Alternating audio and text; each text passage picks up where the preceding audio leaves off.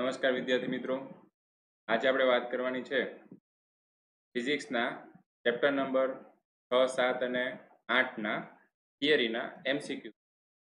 આપણે અગાઉ 2 થી લઈને 6 ચેપ્ટર જે છે એના થિયરીના એમસીક્યુ જોયા. એમાંથી અમુક જે છઠ્ઠા ચેપ્ટરના એમસીક્યુ બાકી હતા એ આપણે આ જે વિડીયો જે છે એમાં આપણે સમાવી લઈશું. જો તમે આગળના એ થિયરીના એમસીક્યુ ન જોયા હોય તો એક વખત જોઈ લેજો. આપણે ત્યારે પણ વાત કરી હતી કે જેટલું મહત્વ દાખલાનું છે એટલું જ મહત્વ આપણે થિયરીના એમસીક્યુ જે છે એનું પણ છે. અને થિયરીના એમસીક્યુ આપણને કન્ફ્યુઝ કરી દેતા હોય તો આપણે આવા જે દાખલા જે છે અથવા તો આવા પ્રશ્નો જે છે એ કન્ફ્યુઝન કરતા પ્રશ્નો જે છે એનું સોલ્યુશન આપણે આ લેક્ચરમાં કરવાનું છે. તો પહેલો ક્વેશ્ચન છે કે એક બાળકના હાથમાં હવા ભરેલો ગેસનો ફુગ્ગો છે. તેને હાથમાંથી છૂટી જતા તે ઉપરની દિશામાં ગતિ કરે છે. આપણે હિલિયમ ગેસ ભરેલો જે ફુગ્ગો જે છે એ આપણને ખ્યાલ જ છે કે હાથમાંથી છૂટી જતા કઈ બાજુ ગતિ કરે? ઉપરની બાજુ ગતિ કરે. તો તે સ્થિતિમાં ઉર્જામાં શું થશે? હવે સામાન્ય રીતે આપણે વિચારીએ તો કોઈ પદાર્થ છે ઉપર ગતિ કરતો હોય તો એની સ્થિતિ ઉર્જામાં શું થતું હોય? વધારો થતો હોય. પણ અહીંયા આપણે જે પરિસ્થિતિ આપેલી છે હવે હવા ભરેલા ગેસના ફુગ્ગાની, એ જોતા આપણને ખ્યાલ આવી જવો જોઈએ કે તેની સ્થિતિ ઉર્જામાં ઉપર જતા વધારો થશે નહીં. શું થશે? એમાં ઘટાડો થશે. તો અહીંયા તમારો જવાબ જે છે જવાબ શું આવશે? ઘટાડો જવાબ આવશે. તેની ઉર્જામાં શું ફેરફાર થશે? ઘટાડો થશે. ત્યારબાદ નીચેનામાંથી કયું બળ સંરક્ષી બળ નથી અથવા તો સંરક્ષણ બળ નથી? તો અહીંયા તમને જે વિકલ્પ આપેલા છે ગુરુત્વાકર્ષી બળ, ઘર્ષણ બળ, સ્પ્રિંગમાં ઉદ્ભવતું પુનઃસ્થાપક બળ કે ઉપરોક્ત તમામ. તો અહીંયા તમે જુઓ તો ઘર્ષણ બળ છે એ ઘર્ષણ બળમાં શું થાય છે તો કે સંરક્ષણ થતું નથી, ઉર્જાનું સંરક્ષણ થતું નથી. કેવી રીતે? તો આપણને ખ્યાલ જ છે કે ઘર્ષણ બળ અથવા તો ઘર્ષણ થતા શું થાય છે? ઉષ્મા ઉત્પન્ન થાય છે અને તે યાંત્રિક ઉર્જાનું કેમાં રૂપાંતર કરી નાખે છે? ઉષ્મા ઉર્જા સ્વરૂપે થોડો ઘણો વ્યય કરી નાખે છે. ઉર્જાનો વ્યય થઈ જતો હોય તો એમાં સંરક્ષણ થતું નથી. માટે ઘર્ષણ બળ જે છે એ સંરક્ષી બળ નથી. ખાસ યાદ રાખવાનું છે.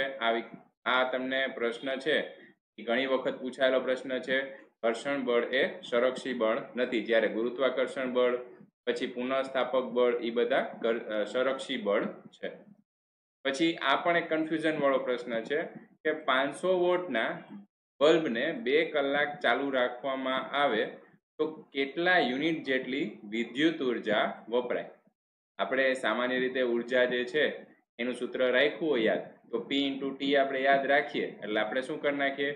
500 ગુણ્યા 500 વોટ અને 2 કલાક એટલે 500 ગુણ્યા 2 એટલે તમારો જવાબ આવી જાય 1000.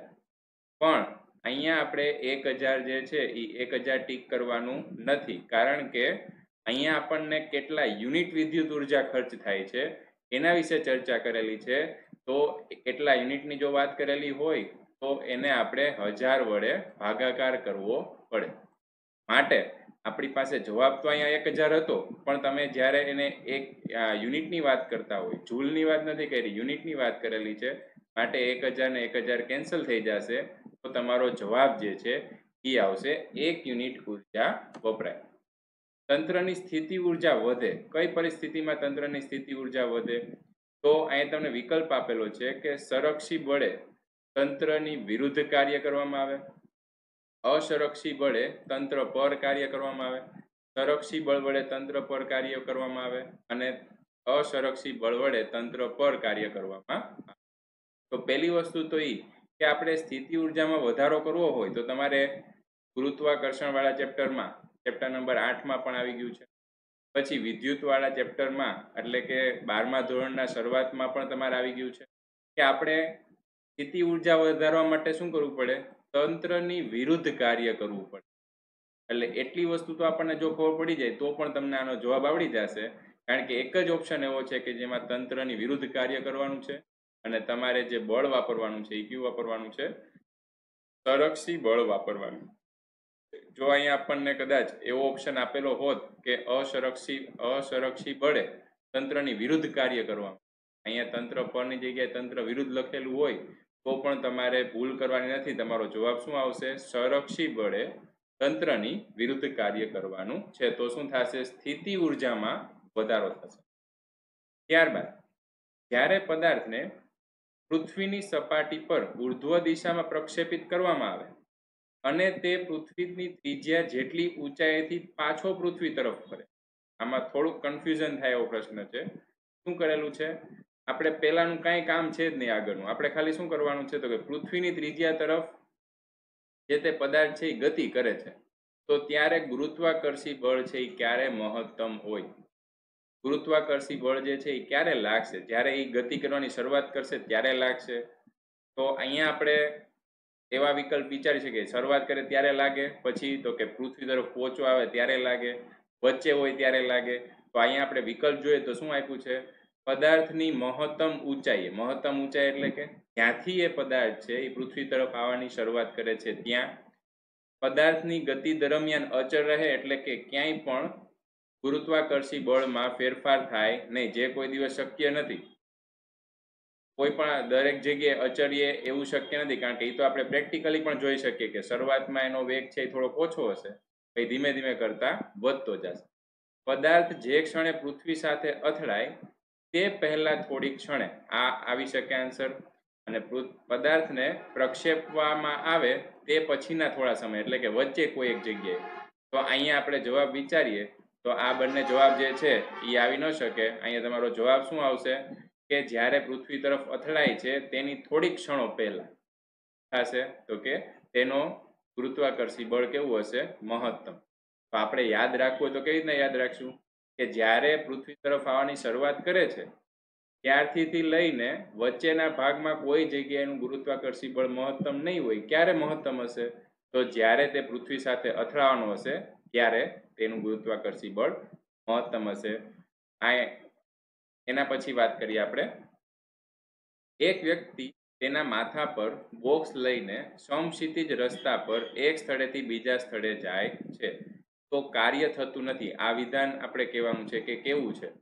આપણે આગળનો જે વિડીયો છે એમાં પણ આવો એક MCQ હતો કે કોઈ વ્યક્તિ છે એ માથા ઉપર બોક્સ લઈને જતો હોય તો એ વ્યક્તિ છે એ પોતે કાર્ય કરે છે, પણ આપણે અહીંયા જોઈએ તો આપણે જે કાર્ય જોતું હોય ને બોક્સનું કાર્ય જોતું હોય તો બોક્સનું કાર્ય કાંઈ થશે નહીં, કારણ કે બોક્સનું જે સ્થાનાંતર છે એ કાંઈ નથી થતું, ખાલી વ્યક્તિ છે એનું સ્થાનાંતર થાય છે.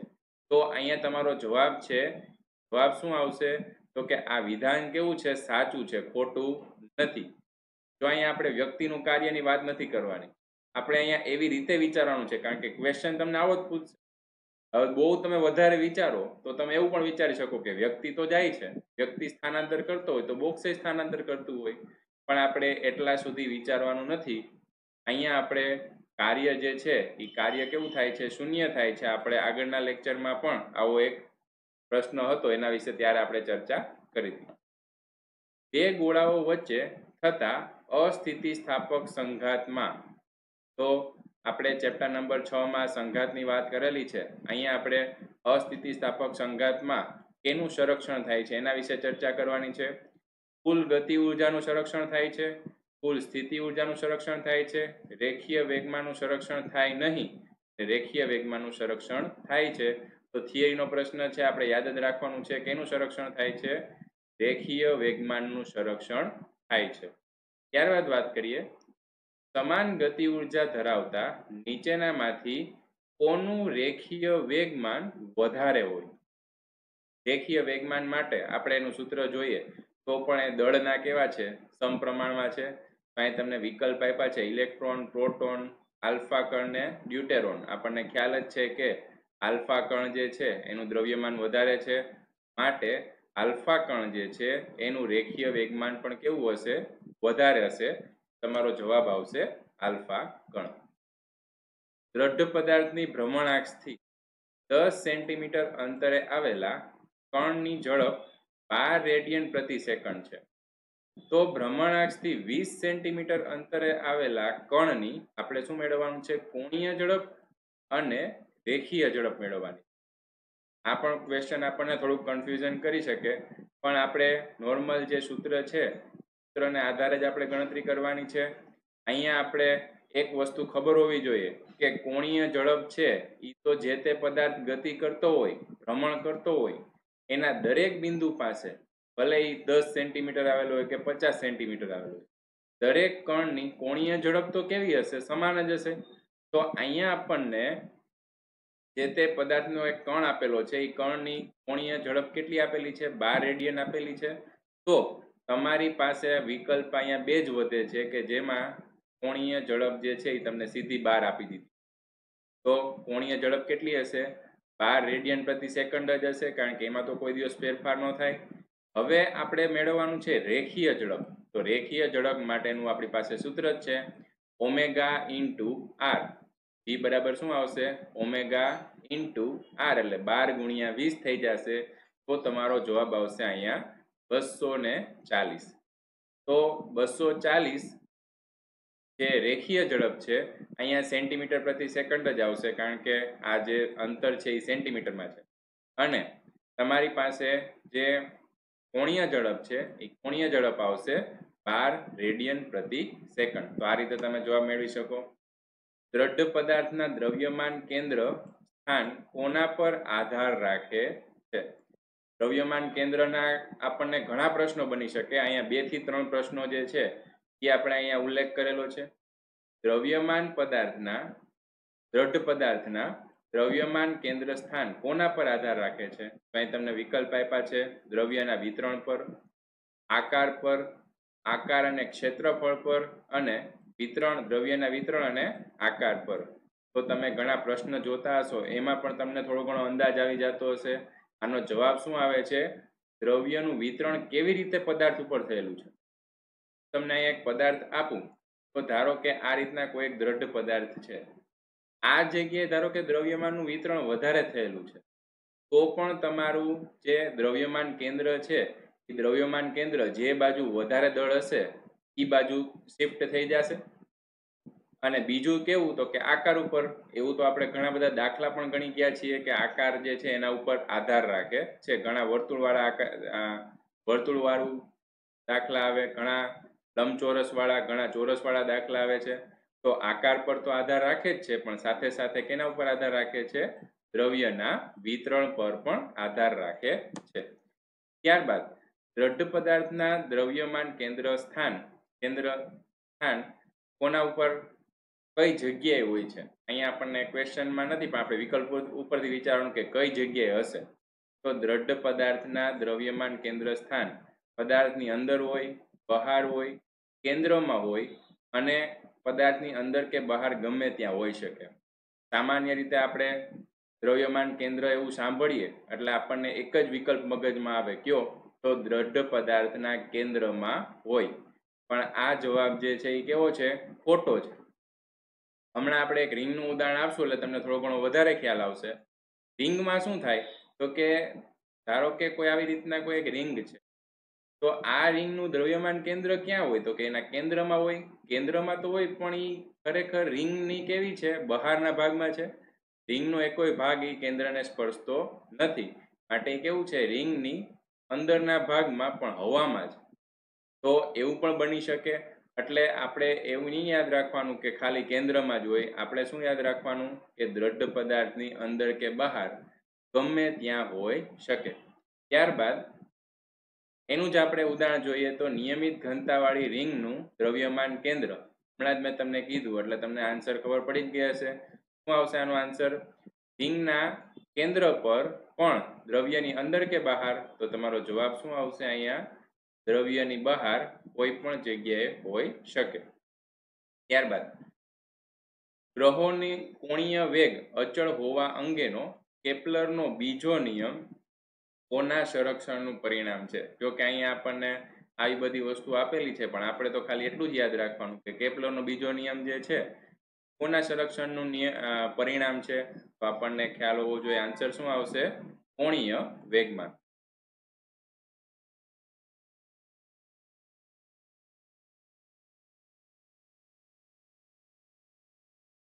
એનો આન્સર આવશે કોણીય વેગમાન. ત્યારબાદ વાત કરીએ આપણે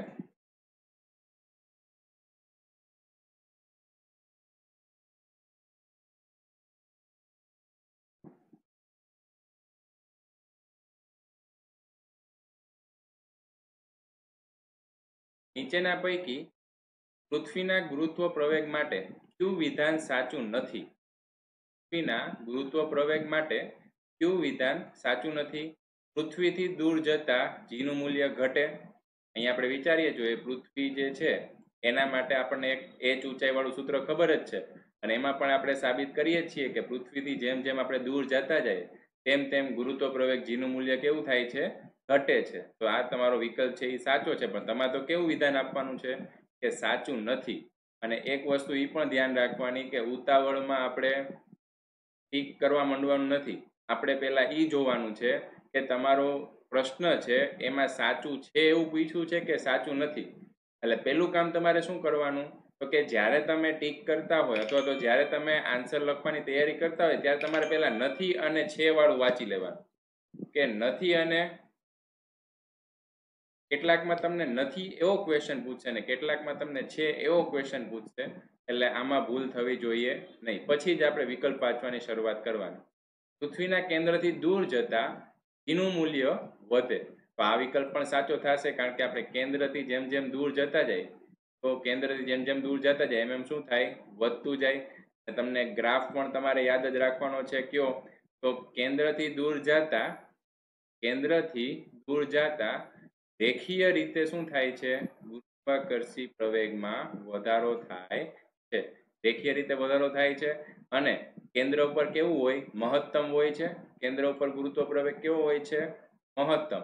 અને કેન્દ્રથી દૂર જતા શું થાય છે તો કે ગુરુત્વ પ્રવેગમાં ઘટાડો થાય છે, પણ રેખીય રીતે ઘટાડો થતો નથી. આવી રીતના વર્તુળાકાર આવી રીતના ઘટાડો થાય છે. આવો એક ગ્રાફ જે છે એ આપણને ઘણી વખત એક્ઝામમાં પૂછાયેલો છે, તો આ પણ તમારે યાદ રાખવાનો છે. એના પછી ત્રીજો વિકલ્પ, પૃથ્વીના કેન્દ્ર પર જીનું મૂલ્ય કેવું હોય? અનંત હોય. કારણ કે કેન્દ્ર ઉપર આપણે અનંત જ યાદ રાખવાનું છે ને. પદાર્થના કેન્દ્ર ઉપર જીનું મૂલ્ય 0. તો અહીંયા આપણે એવું કન્ફ્યુઝન થઈ શકે કે પૃથ્વીના કેન્દ્ર ઉપર જીનું મૂલ્ય 0 એમ વાંચીને આપણે આ ટીક કરી નાખીએ, પણ પૃથ્વીના કેન્દ્ર ઉપર કેટલું છે મૂલ્ય? અનંત છે.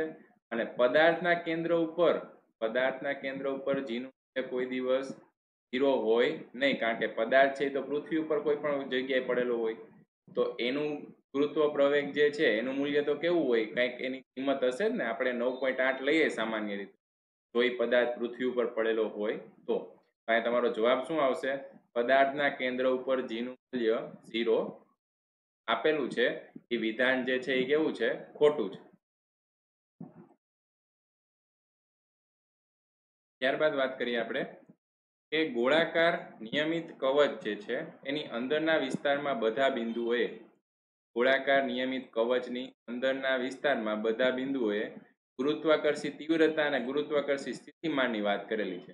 કેવા હોય તો કે કાં તો બંને શૂન્ય હોય, બંને અશૂન્ય હોય, ગુરુત્વ તીવ્રતા અશૂન્ય અને ગુરુત્વ સ્થિતિમાન કેવું હોય? શૂન્ય. અને એક ઓપ્શન આપ્યો છે આપણને અશૂન્ય પણ કેવા હોય? સમાન. તો આ તો એક થિયરીનો જ પ્રશ્ન છે. આપણે એ રીતે જ એને યાદ રાખવાનો. ગુરુત્વ તીવ્રતા અને ગુરુત્વ સ્થિતિમાન કેવા હોય તો કે બંને અશૂન્ય હોય, પણ કેવા હશે? બધા બિંદુઓ પાસે કેવા હશે? સમાન. એટલે અશૂન્ય અને દરેક બિંદુઓ પાસે કેવા હશે? સમાન હશે. થિયરીનો જ પ્રશ્ન છે ને થિયરીમાં જ આપણને આ રીતના એક વાક્ય લખેલું છે, આપણે એ રીતે યાદ રાખવાનું. ત્યારબાદ ધ્રુવ પાસે પૃથ્વીની સપાટી પરથી પદાર્થની નિષ્ક્રમણ ઝડપ કરતા વિષુવવૃત્ત પાસે પૃથ્વીની સપાટી પરથી નિષ્ક્રમણ ઝડપ. આપણને એક પ્રશ્ન, એક તો આપણને વસ્તુ ખબર જ છે કે પૃથ્વી જે છે એ ધ્રુવ પાસે ચપટી છે અને વિષુવવૃત્ત પાસે તે જે છે એમાં 22 કિલોમીટર જેટલો વધારો થાય છે. માટે ગુરુત્વ પ્રવેગમાં પણ ફેરફાર થાય છે. અને આપણને આ રીતના પ્રશ્ન પણ પૂછી શકે એના ઉપરથી ઘણા બધા. તો ધ્રુવ પાસે પૃથ્વીની સપાટી પર નિષ્ક્રમણ ઝડપ કરતા વિષુવવૃત્ત પાસે નિષ્ક્રમણ ઝડપ કેવી હશે? તો આપણે યાદ રાખવાનું છે વધારે હશે. ત્યારબાદ પૃથ્વીની સપાટી પરથી ઉર્ધ્વ દિશામાં ફેંકેલા પદાર્થની નિષ્ક્રમણ ઝડપ કેટલી છે? 11 કિલોમીટર પ્રતિ સેકન્ડ છે. જો પદાર્થને ઉર્ધ્વ દિશા સાથે 45ના કોણે ફેંકવામાં આવે, અહીંયા આપણને કન્ફ્યુઝન કરવા માટે આ રીતના એક આપણને કોણ પણ આપી દીધો છે. હવે આપણને નિષ્ક્રમણ ઝડપના પ્રશ્નમાં જ વાત કરેલી છે કે ગમે એટલો કોણ આપ્યો એનાથી કાંઈ ફેર પડતો નથી. નિષ્ક્રમણ ઝડપમાં કોઈ જાતનો ફેરફાર નથી આવતો, માટે તમારો જવાબ જે છે, આમ તો 11.2 આપણે સામાન્ય રીતે નિષ્ક્રમણ ઝડપ રાખીએ છીએ, પણ આ ક્વેશ્ચનમાં તમને 11 આપેલી છે, તો તમારે જવાબ જે છે નિષ્ક્રમણ ઝડપ 45ના ખૂણે ફેંકે કે 60ના ખૂણે ફેંકે, નિષ્ક્રમણ ઝડપ કેટલી આવશે? 11 કિલોમીટર પ્રતિ સેકન્ડ જ આવશે. નિષ્ક્રમણ વેગનું મૂલ્ય કોના ઉપર આધાર રાખતું નથી? નિષ્ક્રમણ વેગનું મૂલ્ય કોના ઉપર આધાર રાખતું નથી? તો તમારે એના માટે આખું એનું સૂત્ર જે છે, નિષ્ક્રમણ ઝડપ અથવા તો નિષ્ક્રમણ વેગનું આખું જે સૂત્ર છે, એ સૂત્ર જો તમને આવડતું હોય તો તમને આનો આન્સર જે છે તમને તાત્કાલિક આવડી જશે. પણ તમારે પહેલા એ સૂત્ર એક વખત જોઈ લેવાનું છે, પછી હું તમારા આન્સર જે છે તમને જો ન આવડતો હોય તો પછી તમારે આન્સર જોવાનો છે. અહીં તમારો આન્સર શું આવશે? જે તે પદાર્થનો દળ છે, પ્રક્ષેપિત પદાર્થનો દળ છે, પ્રક્ષેપિત પદાર્થના દળ ઉપર આધાર રાખતું નથી. તો તમારે પહેલા તો એ સૂત્ર જોઈ લેવાનું. સૂત્રમાં શું આવશે? તો કે ત્રિજ્યા આર, પૃથ્વીની ત્રિજ્યા આર ઈ આવશે, પછી જી આવશે, અને પછી દળ કોનું? તો કે પૃથ્વીનું દળ આવશે, પણ જે તે પદાર્થનું દળ છે એ આવતું નથી, તો એના ઉપર આધાર રાખતું નથી. ચંદ્રનો પૃથ્વી પાસેનો ફરવાનો આવર્તકાળ કેટલો છે? 29 દિવસ. જો ચંદ્રનું દળ બમણું કરવામાં આવે તો આવર્તકાળ શું થશે? તો ફરી પાછું તમારે કામ કરવાનું. શું કરવાનું? આવર્તકાળ જે ટી છે, આવર્તકાળનું સૂત્ર તમારે એક વખત જોવાનું, જો તમને આવડતું ન હોય તો. જો તમને આવડતું હશે તો તમને સીધું આ સૂત્ર ઉપરથી જ તમારો આન્સર મળી જશે કે આવર્તકાળ જે છે, આવર્તકાળમાં કોઈ પણ જાતનો ફેરફાર થશે નહીં, કારણ કે તે ચંદ્રના દળ ઉપર આધાર રાખતું નથી. તે ચંદ્રના દળ ઉપર આધાર નથી રાખતું. કોના ઉપર આધાર રાખે છે? પૃથ્વીની ત્રિજ્યા ઉપર, પૃથ્વીનું દળ ઉપર, એના ઉપર આધાર રાખે છે, પણ ચંદ્રના દળ ઉપર આધાર રાખતો નથી. માટે આવર્તકાળ જે છે એ આવર્તકાળમાં કોઈ પણ જાતનો ફેરફાર થશે નહીં. ત્યારબાદ વાત કરીએ ગુરુત્વાકર્ષી બળ કેવું બળ છે. તો જો કે આપણે અહીંયા જે લેક્ચરની શરૂઆત કરી હતી, એ લેક્ચરની શરૂઆતમાં જ આપણે આ પ્રશ્નનો જવાબ મળી જાય, પણ આપણને એક કન્ફ્યુઝન ઈ થાય કે ગુરુત્વાકર્ષી બળ છે એ કેવા પ્રકારનું છે. તો કે અહીંયા જો વિકલ્પમાં તમને ક્યાંક આકર્ષી બળ લખેલું હોત ને, તો ગુરુત્વાકર્ષી બળ છે એ આકર્ષી બળ છે એ કહી શકીએ આપણે, પણ અહીંયા તમને વિકલ્પમાં ક્યાંય આકર્ષી બળ લખેલું છે નહીં. તો તમારો જવાબ માત્ર એક જ બની શકે કે ગુરુત્વાકર્ષી બળ કેવું છે? સંરક્ષી બળ છે. પછી નીચેનામાંથી સાચું કથન આપણે કહેવાનું છે. પૃથ્વીની સપાટીએ ગુરુત્વ પ્રવેગનું મૂલ્ય સપાટીથી ઊંચે અથવા સપાટીથી નીચેની ઊંડાઈ હોય તેના કરતાં ઓછું હોય. આવા આપણને ઘણા બધા પ્રશ્ન પૂછી શકે.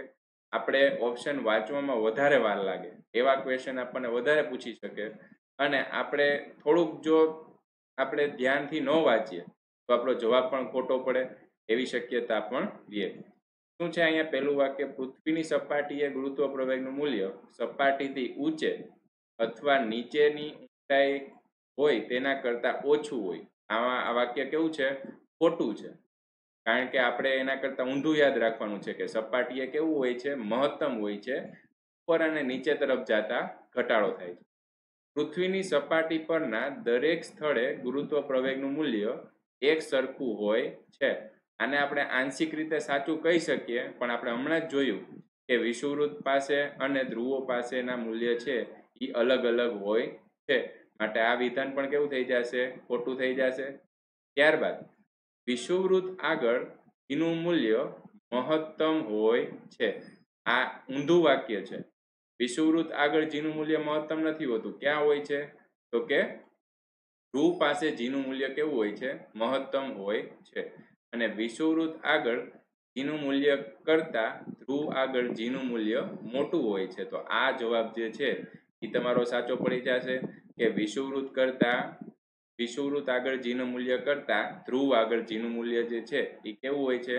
તો કે વધારે હોય છે અથવા તો મોટું હોય છે. કારણ કે જીનું મૂલ્ય જે છે એ કેના ઉપર આધાર રાખે છે? તો કે પૃથ્વી કેન્દ્રથી અંતર ઉપર આધાર રાખે છે. માટે વિષુવવૃત્ત આગળ જીનું મૂલ્ય કેવું થઈ જશે? ઓછું, અને ધ્રુવ આગળ કેવું થઈ જશે? વધારે. તો આટલું આપણે રાખીએ છીએ. ચેપ્ટર નંબર 7, 6, 7 અને 8ના ક્વેશ્ચનોની ચર્ચા કરી. જો તમને આ વિડીયો ગમ્યો હોય તો તેને લાઇક, શેર અને સબસ્ક્રાઇબ કરજો. આભાર.